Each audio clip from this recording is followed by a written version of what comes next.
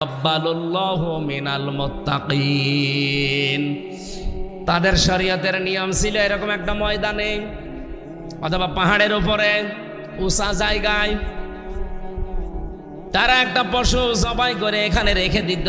আকাশ থেকে আগুনের ঝলকে সেটা পুড়িয়ে ফেলতো। যদি টাকা হালাল হতো, কর্মজীবন যদি পবিত্র থাকতো তাহলে তার, আর যারটা হালাল টাকা না, কর্মজীবন ঠিক নেই, ওইভাবেই পড়ে থাকতো। আমার মাঝে মাঝে মনে হয় আয়াতটা পড়ার পর বাংলাদেশে যদি এই শরীয়ত এখন থাকতো, আমার মনে হয় কত হাজির কোরবানি যে ধরা খেত আল্লাহ ভালো জানে। 2.5 লাখ 5 লাখ টাকা দিয়ে তখন আর কিনা না। ও জানতো যে আমার টাকা তো ঠিক নেই, আমি জানি এ ছাতা আমি রেখে আসবো, আগুনের ঝলকে সে পোড়াবে না, পড়ে থাকবে। এলাকার মানুষ আরো বেশি জেনে ফেলবে যে আমি কয় নাম্বার। ঠিক এইটাই করেছিল ওই জামানায় আদম নবীর প্রথম সন্তান যেটা বড়টা কাবিল, ছোটটা যেটা হাবিল, ওইটার কবুল হয়ে গেছে আর বড়টারটা কবুল হয়নি। ও তো চিন্তা ভাবনা করবে যে আমার ছোট ভাই বয়সে আমার ছোট, শক্তিতে আমার ছোট, সব দিক থেকে আমার ছোট, অথচ তারটা কবুল হয়ে গেল আর আমি এত কিছু করলাম, আমারটা হচ্ছে না কেন, একটু আবিষ্কার করি না। অবশ্যই তোরটা কেন হয়েছে, আমি তোরই মেরে ফেলবো।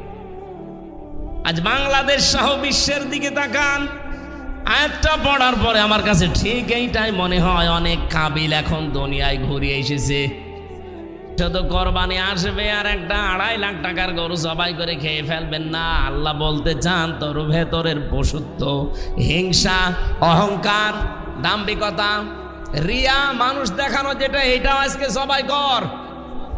এইভাবে যদি কোরবানি জবাই করতে পারে, সারা জীবনের কোরবানি না, এক কোরবানিতেই তোর জীবনে প্রতিটি পশমে পশমে নেকি আমার আল্লাহ লিখে দেবে।